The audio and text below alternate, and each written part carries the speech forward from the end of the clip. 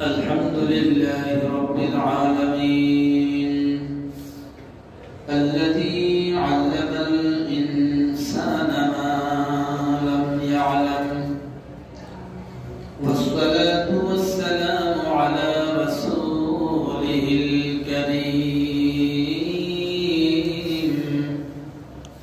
مدينة العلم وعلى أساسها الحجرة أبي بكر الصديق رضي الله عنه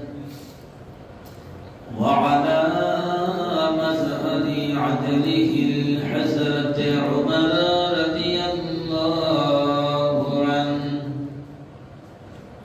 وعلى ذي النورين الحجرة عثمان رضي الله عنه وعلى بابها الحجرة علي كرم الله وجهه وعلى آله وأصحابه وأزواجه وذريته وأهل بيته وأمته أجمعين برحمتك يا أرحم الراحمين. بسم الله الرحمن الرحيم. وإذا حييتم بتحية فحيوا بأحسن منها أو ردوها إن الله كان على كل شيء حسيبا. وعن أبي هريرة رضي الله تعالى عنه قال قال رسول الله صلى الله عليه وسلم لا تدخلوا الجنة حتى تؤمنوا ولا تؤمنوا حتى تحابوا لولا أدلكم على شيء إذا فعلتموه تحاببتم أفشوا السلام بينكم رواه المسلم. إن الله وملائكته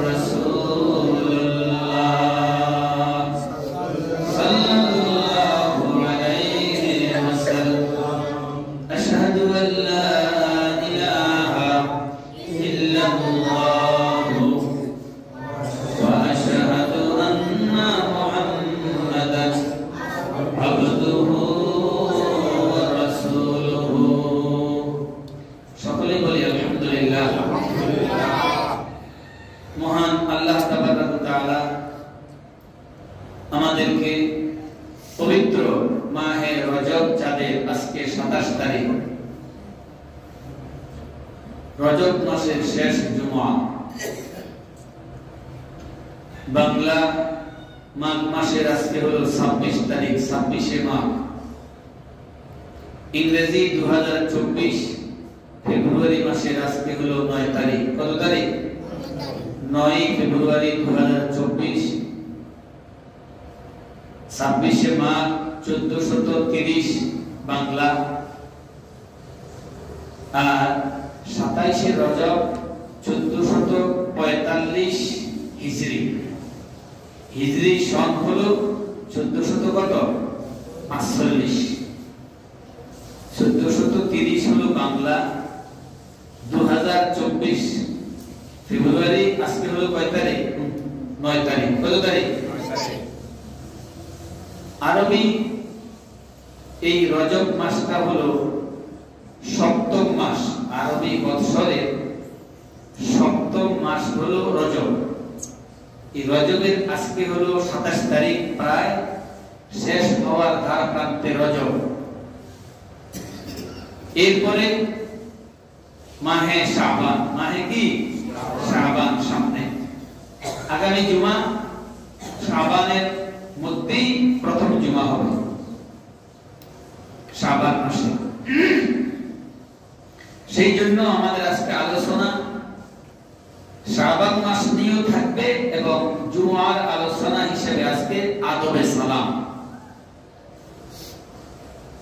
জুমার প্রাত্যহিক সাপ্তাহিক আলোচনা হিসেবে আমাদের আজকে আলোচনা হবে আদবে সালাম, সালামের আদব, সালামের গুরুত্ব ইসলামে, এই সম্পর্কে। সাথে সাথে শাবান মাসেরও কিছু আলোচনা আমরা ইনশাআল্লাহ পেশ করব, আল্লাহ পাক রব্বুল আলামিন তৌফিক দান করলে। সকলে বলেন আমিন।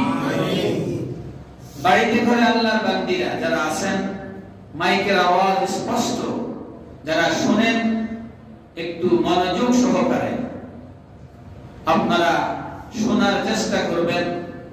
এর ভিতরে আমলনীয় যাহা আলোচনা হয় তাহা যেন আমল করতে পারেন এমন মনোভাব, ইচ্ছা, আকাঙ্ক্ষা নিয়ে ঘরের ভিতরে যেখানেই আপনারা ইবাদত বন্দেগী করেন, নামাজের মুসল্লায় বসে মনোযোগ সহকারে আলোচনাগুলো শুনবেন।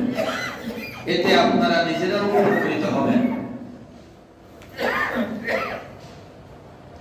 হাদিস শরীফে রাসূল করিম সাল্লাল্লাহু আলাইহি ওয়াসাল্লাম বলেন, عن أبي هريرة رضي الله تعالى عنه قال قال رسول الله صلى الله عليه وسلم لا تدخلوا الجنة حتى تؤمنوا ولا تؤمنوا حتى تحبوا لولا أدلكم على شيء إذا فعلتموه تحاببتم أفشوا السلام بينكم رواه مسلم।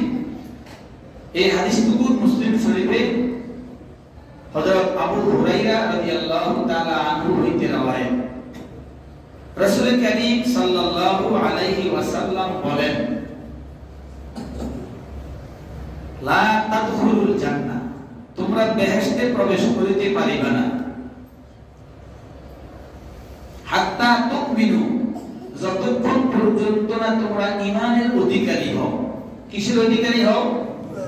আপনারা যারা আমার সামনে আছেন, আমি আপনাদের খেদমতে বলবো, আপনারা একটু কথাবার্তা বলবেন, তাহলে বুঝবেন তারা আলোচনাগুলো শুনতেছেন। যেখানে কথা বলার দরকার, যা বলি তাহা একটু মুখটা নাড়ি কথা বলবেন। রাসূল সাল্লাল্লাহু আলাইহি ওয়াসাল্লাম বলেন, লা তাদখুলুল জান্নাহ, তোমরা বেহেশতে প্রবেশ করিতে পারিবা না। কেন? হাত্তা তুমিনু, যতক্ষণ পর্যন্ত না তোমরা ঈমানের অধিকারী হও। ঈমানটা এমন একটা দৌলত হবে, ঈমানটা এমন একটা নিয়ামত, এটার কোনো রদ বদল চলবে না। নেক আমল চলে যাবে যদি আমার কর্মপতি এমন কোনো কিছু থাকে। গত কয়েক জুমা আগে আলোচনা করেছিলাম, যদি হক না হক করে থাকি আমরা,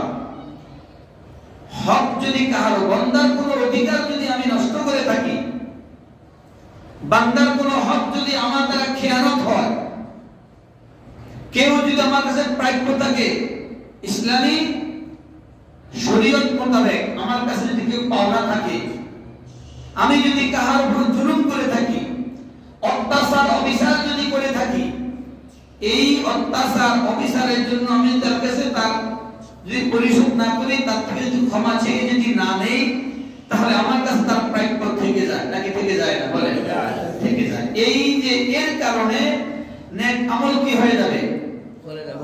রদবদল হয়ে যাবে। আমার আমলনামা থেকে নেকিগুলো চলে যাবে, কিন্তু আমি যে ঈমান গ্রহণ করেছি আল্লাহ এক ও অদ্বিতীয়, এটাতে আমি স্বীকার করেছি মুহাম্মদ রাসূলুল্লাহ সাল্লাল্লাহু আলাইহি ওয়াসাল্লামের রিসালাত আমি যে গ্রহণ করে নিয়েছি, এর দ্বারা ঈমান, ঈমানের নূর যে আমার মধ্যে এসেছে, এই ঈমান কিন্তু কি হবে না? রদবদল হবে না।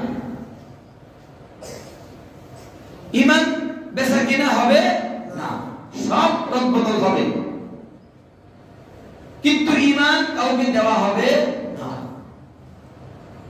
রাসূল সাল্লাল্লাহু আলাইহি ওয়াসাল্লাম বললেন, লা তাদখুলুল জান্নাতা, তোমরা বেহেশতে প্রবেশ করিতে পারবে না, হাত্তা তুমিনু, যতক্ষণ পর্যন্ত না ঈমানের অধিকারী হও। সুবহানাল্লাহ, সুবহানাল্লাহ। তাহলে বেহেশত একজন বান্দা যদি কোটি কোটি গুনাহ, তার যদি গুনাহটা যদি জমিন থেকে আসমান পর্যন্ত এই শূন্য মণ্ডলটা যদি তার গুনাহ দ্বারাও ভরপুর হয়ে যায়, কিন্তু লোকটার কি ছিল? ঈমান ছিল, ইয়াকিন ছিল, আল্লাহ ছাড়া আর কোনো ইলাহা নাই, মুহাম্মদ সাল্লাল্লাহু আলাইহি ওয়াসাল্লাম আল্লাহর প্রেরিত রাসূল, এটার উপর তার কি ছিল? বিশ্বাস ছিল। এই যে বিশ্বাস থাকার কারণে কর্ম তার খারাপ ছিল। কি ছিল? কর্ম তার খারাপ ছিল। কর্মের কারণে সে মেয়াদ অনুযায়ী সে কি হবে? শাস্তি পাবে। কিন্তু শাস্তি পাওয়ার পরে সে একদিন না একদিন ওই ঈমানটা থাকার কারণে একদিন না একদিন সে বেহেশতে প্রবেশ করবে। সুবহানাল্লাহ, সুবহানাল্লাহ। তাহলে ঈমানটা কত না দামি এই ঈমান। সুবহানাল্লাহ। দেখছেন? এখন রাসূল বললেন, তোমরা বেহেশতে ঢুকতে পারবে না যতক্ষণ পর্যন্ত না ঈমানের অধিকারী হও। একজন ব্যক্তি ঈমান ছাড়া যত আমল আছে, দেখেন ইহুদি নাসারারা দান খয়রাতের দিক দিয়া, জনকল্যাণের কাজের দিক দিয়া তাদের সাথে মুসলমান অগ্রগতি নেই। নাই। কোথাও কোন দেশে যদি দুর্ভিক্ষ দেখা দেয়, এই যে মনে করেন তুরস্কে কি হয়েছিল? ভূমিকম্প হয়েছিল না? হাজার হাজার মানুষ মারা গেছে।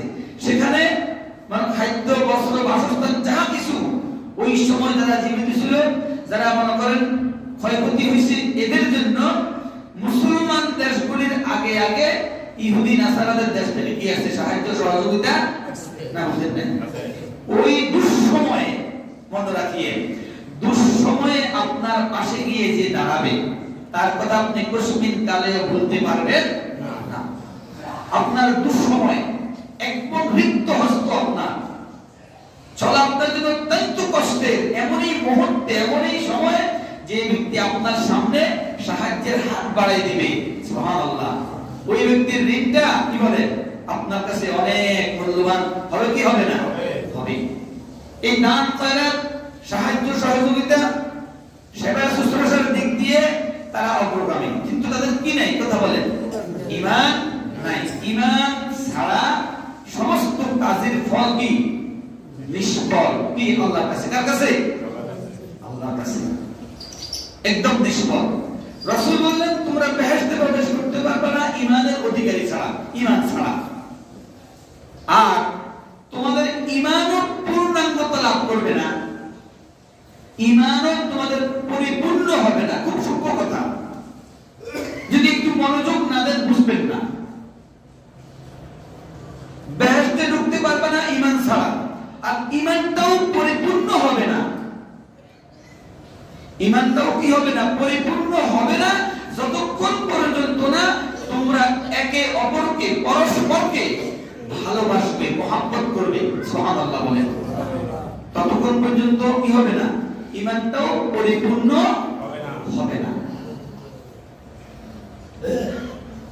তাহলে ঈমানটা পরিপূর্ণ হওয়ার জন্য পরস্পরকে একে অপরকে কি করতে হবে? ভালোবাসতে হবে। কি করতে হবে?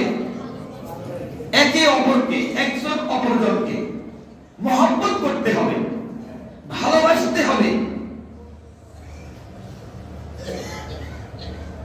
কে বলছেন? মুহাম্মদুর রাসূলুল্লাহ সাল্লাল্লাহু আলাইহি ওয়াসাল্লাম। এখন রাসূল সাল্লাল্লাহু আলাইহি ওয়াসাল্লাম বললেন, আমি কি তোমাদেরকে বলবো না এমন আমল সম্পর্কে? আমি কি তোমাদেরকে জানাবো না? আমি কি তোমাদেরকে অবহিত করব না এমন আমল সম্পর্কে? আমল মানে কি? কাজ। আমল মানে কি? কাজ। এমন কাজ সম্পর্কে আমি কি তোমাদেরকে অবহিত করব না? তোমাদেরকে কি জানাবো না? তোমাদেরকে কি বলবো না যে আমল, যেই কাজ করলে তোমরা একে অপরের মধ্যে বন্ধুত্ব সুলভ কি হবে? সম্পর্ক সৃষ্টি হবে, ভালোবাসার ডোরে তোমরা আবদ্ধ হতে পারবে, এমন আমল সম্পর্কে কি আমি তোমাদেরকে বলবো না? সুবহানাল্লাহ। সুবহানাল্লাহ। সাহাবায়ে কেরামের সামনে রাসূল করিম সাল্লাল্লাহু আলাইহি ওয়াসাল্লাম এমন আমল সম্পর্কে যখন জানাইতেন, বলতেন, আলোচনা করতেন, সাহাবায়ে কেরাম পাগল ভরা হয়ে যেত। ইয়া রাসূলুল্লাহ, ইয়া হাবিবাল্লাহ, আপনি ওই আমল সম্পর্কে আমাদেরকে তাড়াতাড়ি বলেন যেন আমরা এর উপর আমল করতে পারি। বলেন সুবহানাল্লাহ। তাড়াতাড়ি বলেন ইয়া রাসূলুল্লাহ, আমরা তো সেই কাজটুকু কি করতে পারি? করতে পারি। সুবহানাল্লাহ, সুবহানাল্লাহ। রাসূলুল্লাহ সাল্লাল্লাহু আলাইহি ওয়াসাল্লাম বলেন, তাহলে তোমরা একজন অপরজনকে সালাম দিবে। সুবহানাল্লাহ। কি করবে? সালাম, সালাম, সালাম, সালাম দিবে। সালামের আদান প্রদানকে প্রসার করবে, বহুল প্রসার করবে সালামের আদান প্রদানকে, সালামের কথাটাকে, সালামের কাজটাকে তোমরা কি করবা? প্রসার করবে। অন্য হাদিসে রাসূল করিম সাল্লাল্লাহু আলাইহি ওয়াসাল্লাম বলেন, যখন তোমরা একে অপরের সাথে সাক্ষাৎ হয়, দেখা হয়, সামনাসামনি হয়, তখন তোমরা তাকে কি করো? কথা বলেন, সালাম দাও। কি করো? সালাম দাও, সালাম দাও। এই সালাম দেওয়ার পরে তোমার এবং তার মধ্যে যদি কোনো দেওয়াল থাকে, কি থাকে? দেওয়ালের আবরণ। সালাম দিল, সালাম দেওয়ার পরে এই দেওয়ালটা ঘুরে আবার উভয়ে দুইজন কি হলো? সামনাসামনি হলো। অথবা বড় মোটা কোনো গাছ, মোটা কোনো কি গাছ, গাছের এক পাশে যখন দেখা হলো সালাম দিয়েছো, আবার ঘুরা ওই গাছটা ঘুরা আবার দুইজন কি হলো? সামনাসামনি হলো। এই সামনাসামনি হওয়ার পরে আবারও একে অপরকে কি করো? সালাম দাও। সুবহানাল্লাহ, সুবহানাল্লাহ। সালামের গুরুত্ব, সালামের কি কথা বলেন না, গুরুত্ব বুঝাইতে গিয়ে রাসূল এভাবে বলেছেন। এখন আমার আপনার কাছে কি কি বলেন? এটা কেমন কেমন লাগবে না? সরল একবার সালাম দিলাম, আবার কতদূর হলো, এই মুহূর্তে দেখা হলো, এমন যদি হয় আমি একটা ওয়ালের চতুর্দিক ঘুরে আবার সামনাসামনি হইলাম, আবার তুমি সালাম দিই, এখন আমরা যদি সালাম দিই, যদি মনে করেন টিটকারি করে সালাম দিছে না। হাদিসের ভাষায় যারা বিদেশে থেকে এসেছেন, আরব কাউকে যারা ছিলেন, তারা মোটামুটি বলবেন, বুঝতে পারবেন, জানতে পারবেন এই সালামে তারা কি করে, গুরুত্ব তাদের কাছে কি আছে। এখানে আর কি বুড়া জোয়ানের কোনো পার্থক্য তারা করে না, বুড়া জোয়ানের কোনো পার্থক্য তারা করে না। আমরা তো আমাদের ঘরেও দিয়ে সালাম দেই না, দেখছেন? হাদিস শরীফে এসেছে রাসূল করিম সাল্লাল্লাহু আলাইহি ওয়াসাল্লাম বললেন, তোমরা যখন তোমাদের পরিবারের কাছে যাও, কার কাছে? তোমাদের পরিবারের কাছে যখন তোমরা যাবে, তখন তোমরা প্রথমেই তাদেরকে সালাম দিবে। কি করবে? কথা বলেন। এটা মাঝে মধ্যে আলোচনা করি, যেহেতু খুতবার আলোচনা ঘুরে আসলে বিষয়টা আবার ঘুরে আসে, তো আসলে তো আলোচনা হয়, কিন্তু আমলের বেলা তাহলে লাভ হলো কি বলেন? গুরুত্বটা, এই হাদিসের গুরুত্বটা কত অপরিসীম। দিনের কানে যদি আমরা শুনে থাকি, অন্তর দিয়ে যদি আমরা উপলব্ধি করে থাকি, তাহলে বুঝবো, না হলে বুঝে আসবে না। সালামের দ্বারা পরস্পরের সাথে, একজন অপরজনের সাথে, এক মুসলমান আরেক মুসলমানের সাথে সুসম্পর্ক স্থাপন হয়, মহব্বতের সম্পর্ক কায়েম হয়, শত্রুতা দূরীভূত হয়, মনোমালিন্যতা কি হয়? দূর হয় এই সালামের আদান প্রদানে। শত্রু যদি আপনি তাকে কি করেন, দেখা সাক্ষাতে সালাম দেন, এই সালামের মাধ্যমে তার অন্তর থেকে আপনার প্রতি যে শত্রুতার ভাব ছিল, আল্লাহ পাকের কুতুকারী সালাম কি তার উপরে শান্তি বর্ষিত হোক, এই দোয়া তার জন্য আপনি করতেছেন। তো এই দোয়া যদি আপনি অন্তর থেকে করতে থাকেন, এই দোয়ার প্রভাব আল্লাহ পাকের পক্ষ তার উপর যখন পড়ব, তার অন্তরেও আপনার প্রতি কি আসবে? রহমত আসবে। শত্রু মিত্রতে পরিণত হবে, দুশমন বন্ধুত্বে পরিণত হবে এই সালাম আদান প্রদানে। কি সালাম আদান প্রদানে মনে করেন এই মনের ভিতরে কি ছিল? শত্রুতা ছিল, মনোমালিন্যতা ছিল, এটা আল্লাহ পাক দূরীভূত করে দিবেন, পরিহার করে দিবেন, পরিষ্কার করে দিবেন, সুসম্পর্ক কায়েম হবে, বন্ধুত্ব স্থাপন হবে। কিসের মাধ্যমে? সালামের মাধ্যমে। সম্মানিত হাজিরিন, কিন্তু আমাদের মুসলমান আজ এই কি রীতি থেকে আমরা অনেক দূরে সরে গিয়েছি। স্বামী মনে করে আমি স্ত্রীর কাছে কেমনে গিয়ে সালাম দিই, দেখছেন? আপনি কি তার সার্বিক কল্যাণ কামনা করেন না? কথা বলেন না। আপনার স্ত্রী সার্বিক সর্বদিক দিয়ে শান্তি কল্যাণ কামনা করেন কি করেন না? তো আপনি কামনা তো এটাই করতেছে, আসসালামু আলাইকুম ওয়া রাহমাতুল্লাহ। আল্লাহর বান্দা, এই ছেলে, এই মেয়ে, পরিবার, মা বাবা, তোমার উপরে আল্লাহ পাকের শান্তি বর্ষিত হোক, এর চাইতে উত্তম দোয়া আর কি হতে পারে বলেন? আমার কথাগুলো আপনারা বুঝতেছেন? কথা বলেন না। স্ত্রী তার স্বামীকে সালাম দিতে পারে, স্বামী তার স্ত্রীকে সালাম দিতে পারে, বড় ভাই ছোট ভাইকে সালাম দিতে পারে, ছোট ভাই বড় ভাইকে সালাম দিতে পারে। সালামের রীতিনীতি হলো রাসূল সাল্লাল্লাহু আলাইহি ওয়াসাল্লাম বলেন, আরোহী ব্যক্তি যে কোনো কিছুর প্রতি সওয়ার হয়ে যাচ্ছে, ওই আরোহী ব্যক্তি পদযাত্রায় যিনি চলেন, পায়ে হেঁটে যিনি চলেন, তাকে সালাম দিবেন। সূক্ষ্ম কথা বুঝবেন। যিনি আরোহী ব্যক্তি হুন্ডা চালায় যাচ্ছে, গাড়ি চালায় যাচ্ছে, গাড়ির মধ্যে বসে যাচ্ছে, ওই ব্যক্তি সালাম দিবে কাকে? যিনি হাইটে যান তাকে। যিনি হেঁটে যাচ্ছেন, যিনি হাইটে যাচ্ছেন, আরেকজন দাঁড়িয়ে আছে, দাঁড়ানো ব্যক্তিকে কি করবে? সালাম দিবে। খেয়াল করেন, যিনি হাইটে যান উনি সালাম দিবেন কাকে? দাঁড়িয়ে থাকা ব্যক্তিকে। এটা হলো সালামের রীতি, সালামের নিয়ম। এরপরে আর যিনি দাঁড়িয়ে আছেন উনি বসা ব্যক্তিকে কি করবে?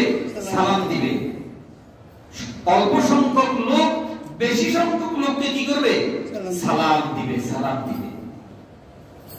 এই রাসূল সাল্লাল্লাহু আলাইহি ওয়াসাল্লাম বলেন যে সালাম যে আগে দেয়, যে আগে সালাম দেয়, সে অহংকার মুক্ত।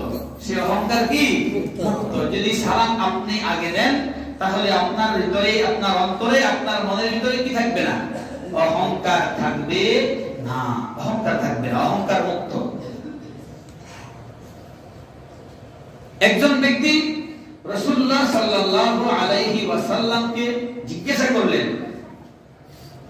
আইয়ুল ইসলামি খায়রুন, আইয়ুল ইসলামি খায়রুন, ইসলামের মধ্যে উত্তম কাজ কোনটি?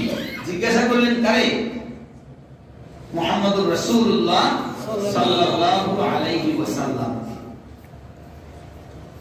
আইয়ুল ইসলামি খায়রুন, ইয়া রাসূলুল্লাহ, ইসলামের মধ্যে উত্তম আমল, উত্তম কাজ কোনটি? রাসূল সাল্লাল্লাহু আলাইহি ওয়াসাল্লাম বলেন, ওয়ালা তুতরিমু, তোমরা তোমাদের খাবার অন্যকে খাওয়াবে। ওয়ালা তুতরিমু তাআম, তোমাদের কি খাবার অন্যকে কি করবে?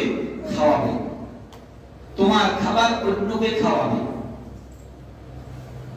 ওয়া তাকরাউস সালাম, এবং একে অপরকে সালাম দিবে। কি দিবে? ইসলামে উত্তম আমল যখন, উত্তম কাজ যখন জিজ্ঞাসা করলেন, এই হাদিসের মধ্যে রাসূল দুইটা কথা বলছেন। একটা কথা বলছেন কি, খাবার খাওয়ানোর জন্য, যদি আমার সামর্থ্য থাকে, যদি আমার কি থাকে, তৌফিক থাকে, তাহলে আমি অন্যকে কি করতে পারি? খাবার খাওয়াইতে পারি। এই খাবার খাওয়ানো ইসলামের মধ্যে একটা কি কাজ বলেন?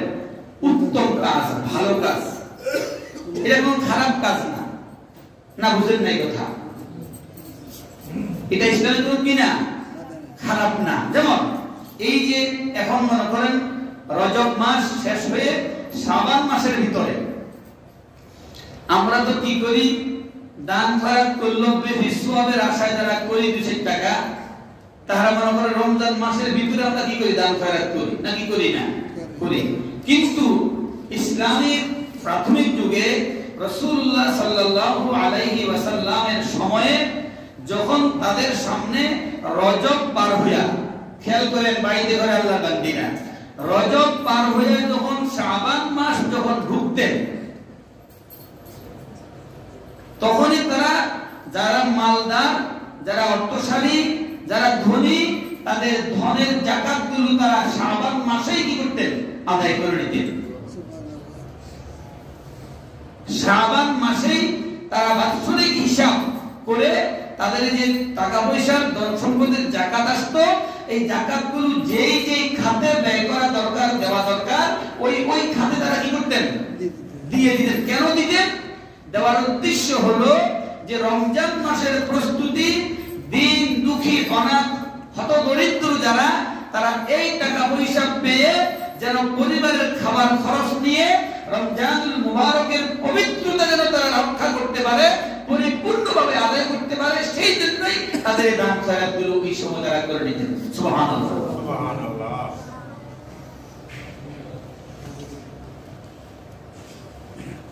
কথা কি বুঝছেন না বুঝেন না? এখন মনে করেন রমজান শুরু হয়ে গেল, আমার হিসাব নিকাশ শুরু হয়ে যাবে, এ করতে করতে তারা কি করবে? তারা হতদরিদ্র, গরিব দুঃখী, তারা খাওয়া দাওয়ার দিক দিয়া যতটুকু যেভাবে সেভাবে করতে পারবে না। সেই জন্য সাহাবায়ে কেরামের যুগে এই নিয়ম নীতি ছিল, তারা শাবান মাস আসলেই তারা এগুলি কি করতেন? হিসাব নিকাশ করে তারা সাফ পরিষ্কার হয়ে যেতেন। দিন দুঃখী হতদরিদ্র যারা, তাদের কাছে টাকা পয়সাগুলো পৌঁছায় দিতেন। আর হতদরিদ্র তারা তাদের পারিবারিক রমজানুল মুবারকের পবিত্রতা রক্ষার জন্য যা কিছু তাদের প্রয়োজন তারা কিনে নিয়ে তারা রমজান শরীফের রোজাগুলো যথাযথভাবে পালন করতেন। সুবহানাল্লাহ। তাহলে রাসূল সাল্লাল্লাহু আলাইহি ওয়াসাল্লাম এই জায়গায় হাদিসে ইসলামের উত্তম আমল, উত্তম কাজ দুইটা বলেছেন। একটা বলেছেন কি, ওয়ালা তুতরিমুত তাআম, তুমি তোমার খাবার অন্যকে খাওয়াবে।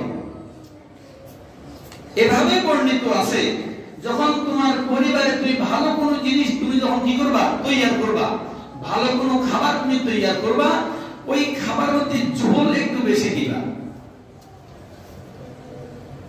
ঝোল একটু কি করবা? একটু বেশি দিবা। বেশি দেওয়ার কারণটা কি?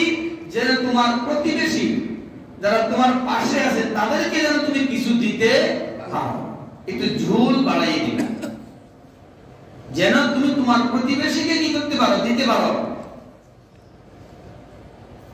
সে যেন তোমার এই ভালো খাবারটা কিছু অংশ পায়, খেতে পায়, সেই জন্য তাকে একটু খাবার। এখন তো দেখা গেছে কি বলেন, মসজিদের ইমাম, মসজিদের মুয়াজ্জিন, হেদেরও খাবার দিতে মানুষ চায় না। কি কর না, বুঝলেন না কথা? মাসে একবার ঘুরে আসে। সমাজ যদি একটু বড় হয়, 1.5 মাস 2 মাস, কোন কোন সমাজ আছে 2 মাস 2.5 মাসেরও বেশি লাগে একবার ঘুরে আসতে। এরপরেও ও ইমামের প্রতি, আলেমের প্রতি এই ভালোবাসায় মহব্বতটুকু কি নাই সমাজের, কথা বলেন না, নাই, গুরুত্বই নাই। কথা কি বুঝাইতে পারছি না বুঝাইতে পারি নাই? এই খাবারের ভিতরে আপনারা যে জানলেন, খাবারের ভিতরে গুরুত্ব আছে কি নাই, কথা বলেন। আছে। যদি আপনার খাবার অন্যকে খাওয়ান, এই খাওয়ানোর দ্বারা লাভ, নেকি, সওয়াব আছে কি নাই, কথা বলেন। আছে। তাতে রাসূল বলতেন না। এখন রজব আজকে হলো 27 তারিখ, আগামী জুমা হবে, এটা লাইলাতুল মনে করেন বরাতের চাঁদ, শাবানের চাঁদ। শাবানটা এমন একটা মাস, রজব এবং রমজানের মধ্যখানে, রজব এবং শাবানের মধ্যখানে, রজব এবং রমজানের মধ্যখানে হলো শাবান। মা আয়েশা সিদ্দিকা রাদিয়াল্লাহু তাআলা আনহা তিনি বলেন, ইয়া রাসূলুল্লাহ, আপনি রমজান ব্যতীত শাবান মাসে কেন এত বেশি রোজা রাখেন? তার কারণ কি? হুজুর সাল্লাল্লাহু আলাইহি ওয়াসাল্লাম বললেন, হে আয়েশা, শাবান এমন একটি মাস, শাবান মাসের ভিতরে আগামী 1 বছরের মধ্যে যারা দুনিয়া থেকে বিদায় নিয়ে চলে যাবেন, আগামী 1 বছর, আগামী এরকম শাবান আসার আগ পর্যন্ত এই সময়ে যারা মারা যাবেন, মৃত্যুবরণ করবেন, পরপারে যারা চলে যাবেন, তাদের নামগুলো এই শাবান মাসে লিপিবদ্ধ করেন আজরাইল আলাইহিস সালাতু ওয়াস সালাম। আগামী 1 বছরে যারা কি করবে, মৃত্যুবরণ করবেন, তাদের নামগুলো এই শাবান মাসে কি হয়, আজরাইল ফেরেশতা লিখে নেন।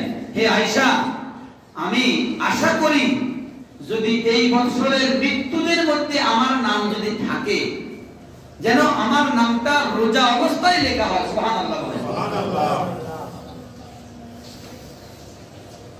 ফেরেশতা তো লিখবে, যদি মৃত্যু আমার এই বছরে যদি হয়, তো আমি যেন রোজা থাকি, রোজা রাখা অবস্থায় আমার নামটা কি হবে, মৃত্যুদের লিস্টিতে আমার নামটা আসবে রোজা অবস্থায়। সুবহানাল্লাহ। রোজা অবস্থায় যদি কোনো একজন ব্যক্তি, পুরুষ মহিলা ইমানদার, তার নামটা যদি লেখা হয়, কি করতে আল্লাহ পাক রব্বুল আলামিন তার প্রতি কি করবে, ইহসান করতে পারেন কি পারেন না? পারেন। সেই জন্যই আমি এই মাসে রোজা অন্য মাসের তুলনায় আমি একটু বেশি রাখি। সুবহানাল্লাহ বলেন। তাহলে শাবানের মধ্যে রোজা রাখা দরকার আছে কি নাই বলেন? আছে। ইহা ছাড়াও হাদিস শরীফে এসেছে, রাসূল সাল্লাল্লাহু আলাইহি ওয়াসাল্লাম বলেন, যে ব্যক্তি শাবান মাসে 3টি রোজা রাখে, কয়টি রোজা? 3টি রোজা রাখে, হাসরের দিন যে কবর থেকে আমাকে আপনাকে উঠাইবেন, আমরা উঠব, এই উঠা অবস্থায় বেহেশতি পুষ্টির মধ্যে আরোহণ করে আমাদেরকে হাসরের ময়দানে নেবেন। সুবহানাল্লাহ। যারা শাবান মাসে কয়টি রোজা বলেন? 3টি রোজা রাখবে। সম্মানিত হাজিরিন, আল্লাহ পাক রব্বুল আলামিন যেন আমাদেরকে কি করেন, আমল করার তৌফিক দান করেন। সকলে বলেন আমিন।